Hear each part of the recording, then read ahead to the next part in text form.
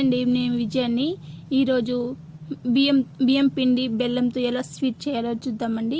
ఇది చాలా టేస్టీగా ఉంటుంది. ఎప్పుడైనా బంధువులు వచ్చినప్పుడు త్వరగా చేసుకోవచ్చు. ఒక మిక్సీ బౌల్ తీసుకోవాలి. అందులోకి 1 కప్పు దాకా బెల్లం వేసుకోవాలి. తురిమిన బెల్లం అండి.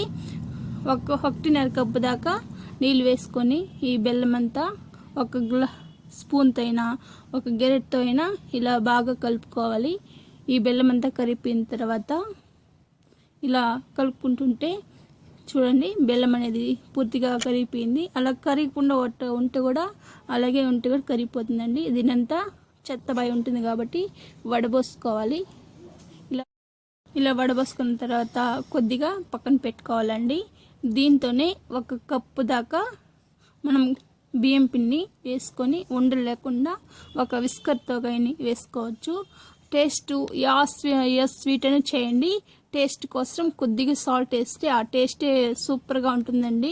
ఇలా గెరిటైనా దేనితైనా ఒక ఉండలు లేకుండా బాగా కలుపుకోవాలండి. మనము ఇడ్లీ పిండి అయినా దోశ పిండి అయినా ఎలా కలుపుకుంటామో అలా కలుపుకోవాలండి. అంత కరెక్ట్గా కన్సిస్టెన్సీ కరెక్ట్గా ఉంటుంది. మీరు ఎంత బాగా కలుపుకుంటారో అంత బాగా సాఫ్ట్గా వస్తుందండి ఈ స్వీట్ అనేది. ఇప్పుడు కొద్దిగా గట్టిగా అయిన తర్వాత గట్టిగా అనిపిస్తే మీకు కొద్దిగా మిగిలిపెట్టాం కదండి బెల్లం నీళ్ళు, దాన్ని వేసుకొని ఇలా బాగా కలుపుకోవాలి. ఇలా కలుపుకున్న తర్వాత వెనిలా ఎసెన్స్ ఉంటుంది కదండి, వెనిలా ఎసెన్స్ లేకపోతే కూడా ఇలాచి పౌడర్నే వేసుకోవచ్చు. వెనిలా ఎసెన్స్ తక్కువగా పోసుకోవాలండి. చాలా ఫ్లేవర్ అనేది చాలా బాగుంటుంది. వెనిలా ఎసెన్స్ లాగా ఆ స్మెల్ అనేది తింటూ ఉంటే అలా నోట్లో వేసుకుంటే కరిగిపోతుంది. ఇప్పుడు 3 కడాయి మిక్సీ బౌల్ తీసుకోవాలి. మిక్సీ బౌల్లో కొద్దిగా వేసుకోవాలండి.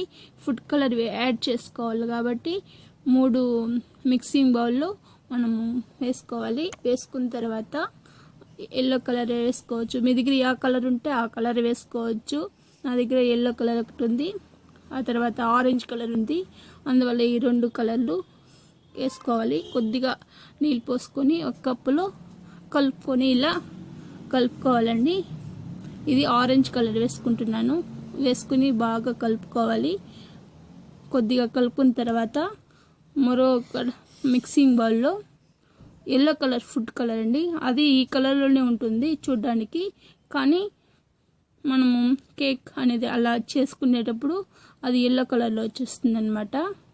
ఇలా వేసుకొని దీన్ని కూడా బాగా కలుపుకోవాలి. 1 స్పూన్తో అయినా కలుపుకోవచ్చు, అలాగైనా కలుపుకోవచ్చు అండి. అది బాగా కలిసిపోతుంది. అప్పుడు టేస్ట్ అనేది చాలా బాగుంటుంది. చూడండి, ఎల్లో కలర్లో వచ్చేసింది. అది చూడండి ఆరెంజ్ కలర్లోనే ఉంది. ఇలా అది చూస్తుంటే ఒకే కలర్ లాగా అనిపిస్తుంది. ఒక ఇడ్లీ బౌల్ ఎత్తుకోవాలండి. ఇలా ఇడ్లీలో బౌల్లో ఒక చెంబు దాకా నీళ్ళు పోసుకోవాలి. నీళ్ళు పోసుకొని ఒక స్టాండ్ అనేది పెట్టుకోవాలండి. మనం ఏదైనా ఆ స్టాండ్ లేకపోతే కూడా ఒక ప్లేట్ హైట్గా ఉన్న ఒక ప్లేట్ పెట్టుకోవచ్చు. పెట్టుకున్న తర్వాత కొద్దిగా ఆయిల్ వేసుకొని ఒక స్టీల్ బౌల్లో ఆయిల్ వేసుకొని దానిపైన బియ్యం పిండి చల్లుకొని తర్వాత మనం కలిపి పెట్టుకున్న ఆరెంజ్ ఉంటుంది కదండి, అది వేసుకోవాలి. ఫస్ట్ వేసుకున్న తర్వాత మనము కొద్దిగా ఇడ్లీ బౌల్లో నీళ్ళు పోసుకొని పెట్టుకున్నాం కదండి, దాంతో మనము ఇప్పుడు ఆరెంజ్ పోసుకున్నాం కదా, అది ఎత్తి మెల్లిగా బౌల్లో ఇడ్లీ బౌల్లో పెట్టేసి ఒక 3 నిమిషాల తర్వాత ఇది 3 నిమిషాలు అలాగే వదిలేయాలండి.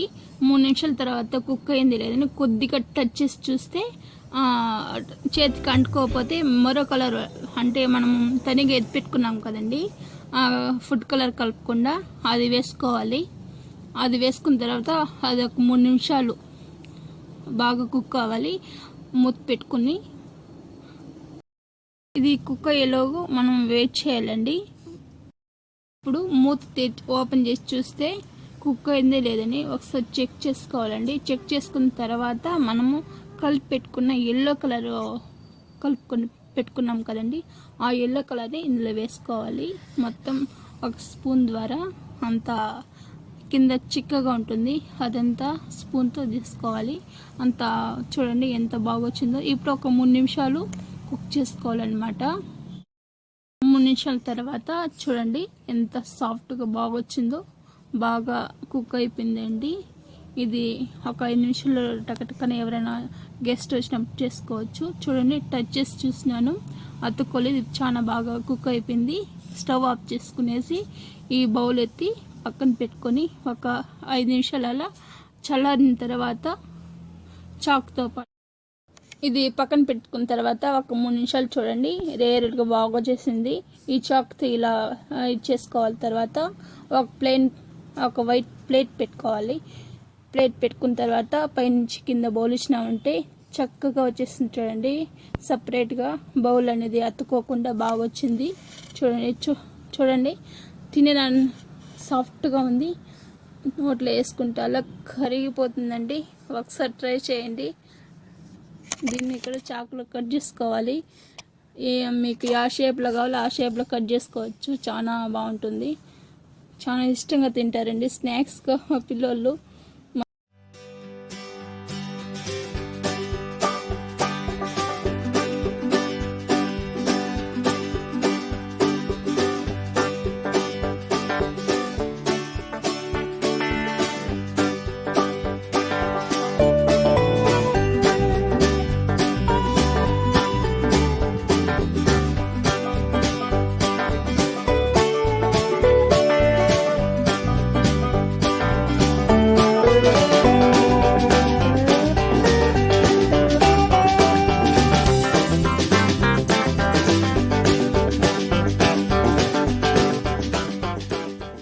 మీరు ఆ షేప్ను కట్ చేసుకోవచ్చండి.